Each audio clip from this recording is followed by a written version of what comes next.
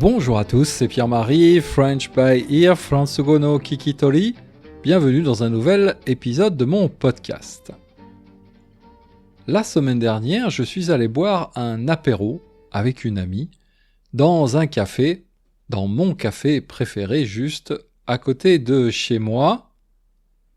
J'ai bu 2 bières, pour moi c'est un peu beaucoup et donc quand je suis sorti j'étais un peu pompette, ça veut dire légèrement ivre, mais j'ai raccompagné mon amie jusqu'à la gare et quand elle est partie j'ai senti que j'avais un petit creux.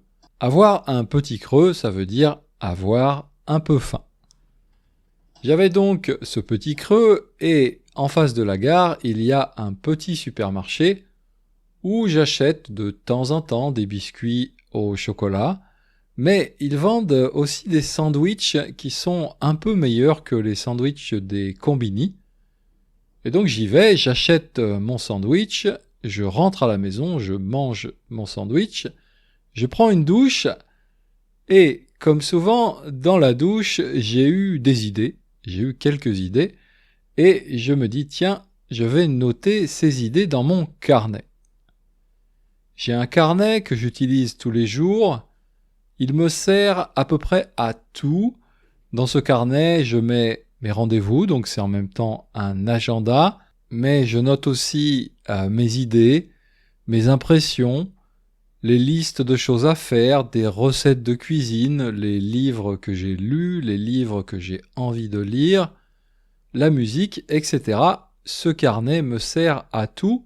Et en général, j'en utilise un par an.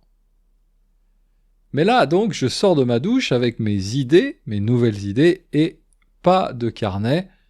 Je réfléchis un peu et je comprends très vite. J'ai oublié mon carnet à la caisse de ce petit supermarché. Ce soir-là, j'étais sorti sans mon sac à dos, simplement, avec mon carnet à la main. Alors, j'aurais pu attendre le lendemain pour aller rechercher mon carnet, mais dans ce carnet, il y a aussi un peu d'argent. Je garde à peu près 30 000 yens dans ce carnet en cas de catastrophe, comme par exemple tremblement de terre, dans le cas où je ne pourrais pas retirer de l'argent. Donc, il y a dans ce carnet 30 000 yens.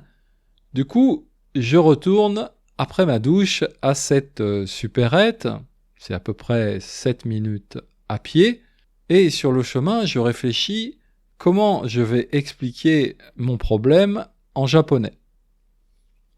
La personne qui m'avait vendu le sandwich, c'était une jeune fille assez sympa, très souriante, qui travaillait sûrement en tant que baito dans cette supérette, et je me dis donc, il ne devrait pas y avoir de problème pour récupérer mon carnet. J'arrive à la supérette, la jeune fille n'est pas là, mais à sa place, il y a une dame un peu âgée, que je connais, je l'ai déjà vue plusieurs fois dans ce magasin, et cette dame a un air particulièrement sévère, je ne l'ai jamais vue sourire jusqu'à présent, et donc je me dis ok, je vais devoir expliquer mon problème à cette dame.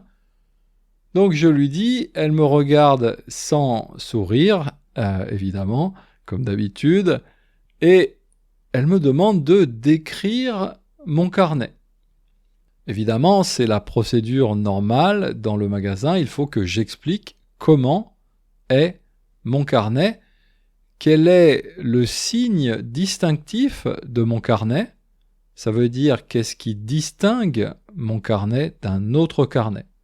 En quoi est-ce que ce carnet est différent des autres carnets? Distinguer, en anglais on va dire differentiate, et en japonais kotonaru. Donc qu'est-ce qui distingue mon carnet des autres carnets? Eh bien le plus évident, c'est les autocollants. Chaque année, au fur et à mesure que l'année avance, je colle des autocollants, des images sur la couverture de mon carnet, donc devant, mais aussi derrière, au dos du carnet. Je colle des autocollants, des images qui sont en général des choses que j'ai aimé faire pendant l'année. Alors je dis à cette dame qui me regarde toujours avec son air sévère, il y a plusieurs autocollants sur mon carnet. Et là, elle me demande quels autocollants. Ah, d'accord, il faut que je précise les autocollants. Alors je réfléchis à tous les autocollants qu'il y a sur mon carnet. Certains sont un peu gênants, donc je prends le moins gênant et je lui dis, sur mon carnet, il y a un autocollant de la ville de Kichijoji. Elle me regarde, d'accord, et elle me dit, et encore? Ah, donc ça suffit pas, il faut que je donne un autre exemple d'autocollant. Je réfléchis un peu, je dis, oui, il y a aussi un autocollant du ping-pong à Shibuya. Chaque mois, je vais à Shibuya pour jouer au ping-pong avec un ami, et donc j'ai collé un autocollant de cette salle de ping-pong sur mon carnet. Avec ça, je me dis, bon, ça devrait suffire, j'ai donné 2 autocollants, mais non, la dame me regarde toujours avec son air sévère et me demande encore un autre autocollant. Bon, je réfléchis, sur mon carnet, il y a aussi une image de disque vinyle qui ressemble à un bonbon, à un rouleau de réglisse. Il y a aussi un chanteur punk torse nu qui est accroché à l'envers sur un panneau de basketball. Mais tout ça, c'est un peu dur à expliquer en japonais, surtout que je suis encore un peu pompette de mes 2 bières. Je me dis donc, ok, j'ai plus le choix, la dame attend cette information, toujours avec son air sévère. Si je veux récupérer mon carnet, il faut que je décrive l'autocollant que je n'avais pas envie de décrire, mais finalement je lui dis « Ah, aussi il y a des petits autocollants d'Ultraman ». Bon, pour vous expliquer, je vis dans la ville d'Ultraman, donc son vrai nom ça s'appelle Soshigaya Okura. J'aime beaucoup cette ville, j'aime beaucoup les nombreux commerces qu'il y a dans cette ville et c'est pour ça que j'ai mis ces autocollants d'Ultraman sur mon carnet. Donc je lui dis, il y a des petits autocollants d'Ultraman et là, cette dame me regarde avec un tout petit sourire en coin. Ça veut dire vraiment pas un grand sourire. Et je me dis peut-être qu'elle pense, c'est pas un peu ridicule à votre âge de coller des autocollants d'Ultraman sur votre carnet? Bon, ça c'est mon interprétation, peut-être qu'en fait, cette dame, elle aussi, elle est fan d'Ultraman, de la ville de Soshigaya Okura, et simplement, pour cette raison, elle voulait vraiment me faire dire Ultraman. Ou encore plus simplement, c'est peut-être juste la procédure dans ce magasin pour récupérer un objet perdu, il faut donner au minimum 3 informations. J'avais donc donné les 3 informations, Kichijoji, le ping-pong à Shibuya et Ultraman. J'ai donc simplement signé un papier et cette dame m'a rendu mon carnet avec bien sûr tout mon argent à l'intérieur. Je me suis excusé platement. S'excuser platement, ça veut dire s'excuser de façon très polie et très sincère en même temps. Donc je me suis excusé platement de les avoir dérangés pendant leur travail. Bref, tout ça, c'était quand même une situation assez gênante, on pourrait même dire ridicule, mais peut-être que vous avez déjà entendu cette expression. En français, on dit « le ridicule ne tue pas ». C'est vrai qu'on a toujours très peur d'être ridicule. On se dit, si je fais quelque chose de vraiment gênant, je vais mourir de honte.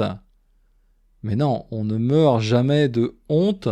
On peut mourir de faim, on peut mourir de soif, on peut mourir de froid, on peut mourir de chaud, mais on ne peut pas mourir de honte. Et finalement, quand on est ridicule comme ça dans une situation, c'est vrai que c'est gênant sur le moment, c'est embarrassant sur le moment, mais on survit, la vie continue, Et en général, quand le temps a passé, ces moments de ridicule deviennent le plus souvent des souvenirs rigolos, des souvenirs amusants pour les personnes qui étaient là à ce moment-là dans cette situation ridicule. D'ailleurs, je suis presque impatient de retourner dans ce magasin et de voir si la prochaine fois cette dame va me sourire un tout petit peu en pensant à mes autocollants Ultraman, ou si au contraire elle va garder son attitude un peu sévère habituelle. Bref, le ridicule ne tue pas. J'ai encore confirmé que cette expression française était tout à fait correcte. C'était pas la première fois que j'étais ridicule et ça sera probablement pas la dernière fois non plus. J'ai un peu l'habitude et notamment quand on parle une langue étrangère, on a souvent l'occasion d'être un peu ridicule, entre guillemets, de faire des erreurs gênantes, de ne pas comprendre, etc.